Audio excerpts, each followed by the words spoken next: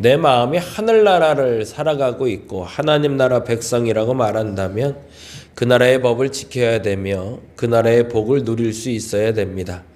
하나님, 그 믿음을 내게 허락하여 주옵소서. 내가 구별된 하늘나라 백성임을 알게 하여 주시옵소서.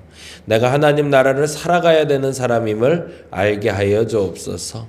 그래서 누림도 있게 하시고 나눔도 있게 하시고 마음껏 하나님 안에서 기쁨을 누리고 전하는 자가 되게 하여 주옵소서.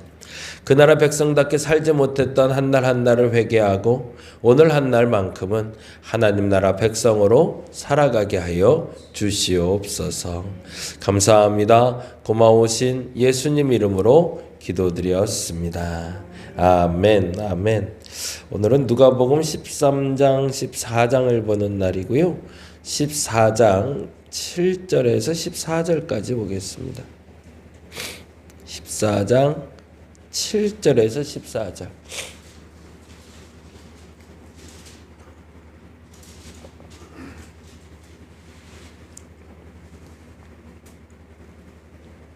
누가복음 14장 7절에서 14절까지 같이 한 목소리로 천천히 읽겠습니다. 청함을 받은 사람들이 높은 자리 택함을 보시고 그들에게 비유로 말씀하여 이르시되 내가 누구에게나 혼인잔치에 청함을 받았을 때에 높은 자리에 앉지 말라. 그렇지 않으면 너보다 더 높은 사람이 청함을 받은 경우에 너와 그를 청한 자가 와서 너더러 이 사람에게 자리를 내주라 하리니 그때에 내가 부끄러워 끝자리로 가게 되리라. 청함을 받았을 때 차라리 가서 끝자리에 앉으라. 그러면 너를 청한 자가 와서 너더러 벗이어 올라 앉으라 하리니 그때에야 함께 앉은 모든 사람 앞에서 영광이 있으리라. 무릇 자기를 높이는 자는 낮아지고 자기를 낮추는 자는 높아지리라. 또 자기를 청한 자에게 이르시되 내가 점심이나 저녁이나 베풀거든 벗이나 형제나 친척이나 부한 이웃을 청하지 말라. 두렵건대 그 사람들이 너를 도로 청하여 내게 가품이 될까 하노라. 잔치를 베풀거든 차라리 가난한 자들과 몸 불편한 자들과 저는 자들과 맹인들을 청하라. 그리하면 그들이 갚을 것이 없으므로 내게 복이 되리니 이는 의인들의 부활 시에 내가 가품을 받겠음이라 하시더라. 아멘, 아멘. 13장에는 이렇게 적어주시면 좋을 것 같아요. 심판이 있다. 심판이 있다. 우리가 살아가는 세상 속에 고난이 있다라는 얘기를 어저께 했고요. 그 고난을 어떻게 받아들이냐에 따라서 내게 지금 무슨 일이 벌어지고 있는지를 우리가 알게 되죠. 갈릴리 사람들 그리고 실로암 망대가 무너지는 사건이 있었나 봐요. 그게 13장 1절에서 6절에 나오는 이야기인데 이렇게 기록이 됩니다. 13장 1절 볼까요? 그때 마침 두어 사람이 와서 빌라도가 어떤 갈릴리 사람들의 피를 그들의 제물에 섞은 일로 예수께 아뢰니 대답하여 이르시되 너희는 이 갈릴리 사람들이 이같이 해받음으로 다른 모든 갈릴리 사람보다 죄가 더 있는 줄 아느냐? 이 말은 뭘까요? 그 누군가 두세 사람이 와서 예수께 전한 말은 어떤 갈릴리 사람들이 죽임을 당했는데 그 사람들이 다른 사람들보다 죄가 많아서 죽었다라고 전한 거죠. 저것들 죄가 있으니 저렇게 당하지. 저거 꼴 좋다 라고 얘기했거나 아니면 분명한 두려움을 느꼈던 거죠. 저 사람들이 무슨 죄가 있어서 죽었구나 라고. 그랬더니 예수님이 그렇게 얘기하는 거죠. 그 사람들이 너희들보다 혹은 다른 사람들보다 죄가 많아 죽은 게 아니다 라고. 그 사람들에 대한 변호이기도 했지만 사람들을 섣부르게 판단하지 말란 얘기죠.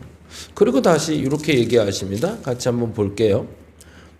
4절 말씀 보니 또 이렇게 되어 있습니다. 또 실로암에서 망대가 무너져 치어 죽은 18사람이 예루살렘에 거한 다른 모든 사람보다 죄가 더 있는 줄 아느냐? 이건 뭐죠? 갑자기 인재가 아니라 갑작은 자연재해처럼 실로암 망대가 무너져서 깔려 죽은 사람들이 생겼나 봐요. 그런 경우 있잖아요. 갑자기 교통사고를 당하듯이 이런 일이 당하게 됐을 때 그 사람들이 더 죄가 있는 줄로 착각하지 말라는 거죠. 근데 이 말을 하면서 사람들 마음에 잘못 오해되는 단어가 들어가는 거죠. 심판이 없는 건가? 라는. 그래서 그 다음부터 심판에 대해 예수께서 이제 설명하기 시작하십니다. 그래서 6절에서 9절에는 열매가에 따라서 심판이 있다라고 얘기하시고요. 그리고 22절에서 30절까지 좁은 문의 비유를 통해서 결국에는 심판받아 들어가지 못하는 사람도 있다라는 이야기를 예수께서 제자들에게 전해주고 계십니다. 우리 삶 속에서 일어나는 모든 일에 대해서 판단의 기준을 가져야 된다고 어제 말씀드렸어요. 그 기준이 뭐라고 그랬죠? 말씀 그리고 기도. 그래서 내가 이게 하나님 뜻대로 살고 있는지, 내가 하나님 뜻을 벗어나서 살고 있는지 그것을 내가 알아야 됩니다. 근데 내가 하나님 뜻을 벗어나 살고 있으면 뭐가 있어야 돼요? 심판이 있어야 돼요. 근데 우리는요, 하나님 뜻대로 살고 있지 않으면서도 심판은 벗어나길 바래요. 그건 잘못된 거죠. 내가 하나님 뜻대로 산다면 심판이 없을 겁니다. 그건 아주 단순한 진리예요. 근데 내가 하나님 뜻대로 산다면 심판이 없지만 내가 하나님 뜻대로 살지 않으면 뭘 당해야 돼요? 심판 당해야 돼요. 이게 굉장히 무서운 얘기인데 우리는 쉽게 결정 내리는 거죠. 오늘은 괜찮아. 언제 오늘은 괜찮다고 그랬을까요? 누가? 그쵸? 오늘은 이렇게 조금 살아도 괜찮아. 나에게 내일이 있어? 아무도 몰라요. 내일이 있다는 거. 오늘 한 날만큼은 내가 이렇게 살고 싶어 라고 말할 수가 없는 세상이 우리 세상이라는 겁니다. 그러면 이때 우리는 조금 더 각성을 하고 살아야 됩니다. 어느 날 갑자기 내게 우연히 일어난 일일지라도 그 우연한 일이 내게는 심판이 될 수가 있고 때로는 어떤 사람에겐 구원의 증표가 될 수 있기 때문입니다. 예수께서는 그 모양새를 보시고 각성하게끔 오늘 이 단어를 이야기하고 계신 거죠. 저와 여러분에게 오늘이 그 진지함으로 살아낼 수 있는 한 날 되시기 바랍니다. 오늘만큼은 좀 건성 살아야지가 아니라 오늘도 바르게 살아야지 라는 어떤 깨달음이 저와 여러분의 있기를 간절히 바랍니다. 14장에는 이렇게 적어주시면 좋겠어요. 조금 좀 어렵긴 한데 잔치에 걸맞는 태도.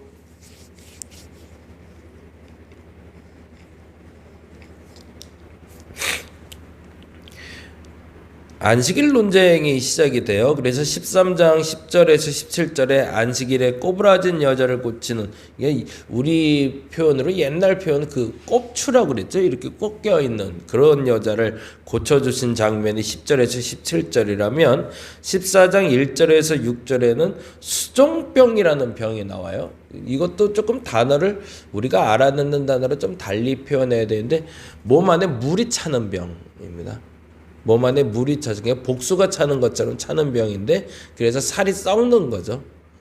그렇게 되는 병이니 이게 얼마나 힘들겠어요. 근데 이 사람도 참 독특한 사람이죠. 안식일에 밥 먹는 자리에 그 옆에 예수 옆에 앉아 있었다고 돼 있어요. 그런 거 보면 이 집의 주인집의 가족이 아닐까라는 생각이 들어요. 그러면 다시 한번 읽어볼게요. 14장 1절 같이 읽어봅니다. 안식일에 예수께서 뭐라고 돼 있어요? 바리새인 중이 아니라 바리새인 지도자의 집에 들어갔대요. 그러면 어느 정도 좀 고위층이네요. 그렇죠? 조금 좀 자리를 갖추고 있는 사람인데 그 집에 떡 잡수시러 들어가시니 그들이 엿보고 있더라. 누군가는 엿보고 있던 건 상관없고 그래서 바리새인 지도자의 집에 들어갔는데 뭐라고 되지? 2절에 보니까 주의 앞에 수종병 든 한 사람이 있대요. 그건 무슨 말일까요? 보통 이제 좀 이따도 얘기 드리지만 주인이 손님을 청하면 손님은 어디에 앉아야 돼요? 끝자리에 앉는 게 아니라 중앙에 앉아야겠죠. 그렇죠? 가장 좋은 자리에 앉히겠죠. 보통 그렇잖아요. 신방 가면은 문가에 앉히는 게 아니라 안쪽에 앉히잖아요. 그리고 주인이 바깥쪽에 앉아서 상석이라고 이렇게 사람을 내준단 말이죠. 그리고 내주고 다음에 그 사람과 마주 앉는 사람은 어떤 사람이죠? 옆에 앉거나 마주 앉는 사람은 그래도 그 가족 중에 어른, 그 가족 중에 그래도 대우를 받을 사람이 앉게 돼 있겠죠. 그 집에 몸종이나 그 집에 가장 형편없고 필요 없는 사람을 앉히지는 않겠죠. 그러니 예수 앞에 수정병 든 한 사람이라고 지칭되어 있지만 아무래도 이 바리새인 지도자의 집에 있는 자녀 중에 하나던가 아내던가 아니면 이 바리새인이 그런 병에 걸렸을 수 있겠죠. 그런 전제 속에서 한번 보는 거죠. 그러면 입장이 두 가지로 나오는 거죠. 어떤 입장에 나와요? 첫째는 엿보고 있는 사람 입장에서는 그 사람이 주인이든 자녀든 상관없는 거죠. 해짓기만 하면 되는 거니까. 근데 주인의 입장에선 은밀하지만 그리고 그 내면 속에서 무슨 고민이 있는 거예요? 혹시라도 예수와 마주 앉아서 그 병이 나올 수 있기를 기대하는 상황인 거죠. 근데 하필이면 그날이 안식일이에요. 그게 전제가 돼요. 그러면 그 집에서 지금 필요한 일을 주께서 해주시는 게 맞죠. 엿보는 사람 눈치 보고 그 일을 행하지 않는다면 예수가 아닌 거죠. 우리는 보통 잔치집에 가서 해야 될 행위들이 있습니다. 그것이 예의예요. 잔치집에서는 누구의 마음을 기쁘게 하는 게 목적이에요. 손님의 마음의 목적이 아니죠. 주인이 기뻐야죠. 신방을 갔는데 신방 가서 목사 혼자 행복해서 오고 성도들은 신방한 목사가 가고 나니까 마음이 상해요. 그러면 신방을 잘한 건가요? 아유, 그 신방은 두 번 다시 하지 말아야 될 신방인 거죠. 손님을 청해서 손님이 기뻐했다고 기뻐하는 게 아닙니다. 손님이 기뻐하는 것은 주목적이 아니라 정말 주목적은 손님을 초대한 주인이 기뻐해야 되는 거죠. 그게 잔치에 청함을 받았을 때에 청함을 받은 사람의 태도인 거죠. 그러니 누가 엿보던 누가 엿보지 않던 그 수정병 든 사람에게 내가 지금 해야 할 일, 더 정확히는 할 수 있는 일을 행하는 것이 예수의 목적인 겁니다. 그런데 사람들의 마음이 왔다 갔다 하는 거죠. 왜? 엿보고 있는 거를 누군가는 알고 있었겠죠. 그런데 눈치 보는 거잖아요. 이래도 될까라고. 왜요? 앞서 말씀드려도 이날은 안식일이거든요. 안식일에는 아무것도 하지 말아야 되거든요. 그러니 이날 무슨 일이 일어나면 안 되고 그 일에 동조하면 죄를 짓는 거니 이 사람들 입장에서는 이렇게 태도를 취하게 되는 겁니다. 볼까요? 3절 말씀 보겠습니다. 3절 시작. 예수께서 대답하여 율법 교사들과 바리새인들에게 이르시되, 그러니 이 바리새인 지도의 집에 초청받은 사람들은 누구예요? 율법을 가르치는 선생님들, 그리고 바리새인들의 지도자들과 바리새인들만 몰려 있네요. 소위 말해서 법 좀 안다는 사람들, 소위 말해서 종교적으로는 좀 난 꽤나 좀 괜찮은 사람이야 라고 인정받는 어른들의 자리네요. 그런데 그 자리에서 이르십니다. 뭐라고 돼 있죠? 안식일에 병 고쳐주는 것이 합당하냐라고. 먼저 병을 고치고 나서 비난받으신 것이 아니라 물어보는 겁니다. 너희들 생각엔 어떠냐? 지금 내가 이 병을 보고 있고 너희도 보고 있는데 이건 낫게 하는 게 맞겠냐? 안 고치는 게 맞겠냐? 라고 물어보죠. 근데 그들의 태도가 이렇습니다. 4절 뭐라고 돼 있죠? 그들이 왜 그랬을까요? 피해 입을까 봐요. 근데 원칙은 뭐예요? 잔치집에 하면 누가 기뻐해야 되는 거예요? 잔치를 초대한 주인이 기뻐해야 되잖아요. 그거 상관없는 거죠. 누구 때문에? 내 체면 때문에. 그래서 그들이 아무 말을 하지 않습니다. 그러자 예수께서 이렇게 얘기하시죠. 뭐라고 되어 있어요? 예수께서 그 사람을 데려다가 고쳐보내시고, 여기 데려다가의 동그라미를 한번 해놔 주실래요? 이 말이 좀 독특해요. 예수께서 화가 좀 나신 것 같아요. 밥 먹으러 들어갔다 화났어요. 데려다가는 확 잡아 끌다가라는 뜻입니다. 확 잡아 끌다가. 내 앞에 앉아있는 사람은 잡아다가 데려다가는 거니 그 사람의 손을 잡고 확 잡아 끄는 거예요. 너 일로 와 라고. 사람들 보는 앞에서 좀 당황스러운 행동을 하신 거죠. 내가 지금 저 사람의 병을 고치는 게 맞냐 안 고치는 게 맞냐 라고 물어보는데, 법을 안다는 사람들이, 그래도 소위 어른이라는 사람들이 지금 내가 뭘 해야 되는지 묻는데 대답을 안 하니까 화가 나신 거예요. 그래서 그 사람을 확 잡아다가 뭐 했대요? 고쳐서 제자리로 보내주셨대요. 그리고 나서 뭐라고 되어 있죠? 5절 말씀 같이 읽어볼까요? 또 그들에게 이랬을 때 너희 중에 누가 그 아들이나 소가 우물에 빠졌으면 안식일 애라도 곧 끌어내지 않겠느냐라고. 어떻게 사람이 아픈데, 어떻게 지금 주인이 필요로 한 걸 알았는데 그걸 안 하고 너희는 이렇게 앉아있을 생각만 하느냐라고 질책하시는 거죠. 그러자 6절에 그들이 이에 대답하지 못하니라 라고 되어 있습니다. 안식일 논쟁이라고 하지만 더 정확히 말하면 잔치상에 앉았을 때 예의를 말하는 겁니다.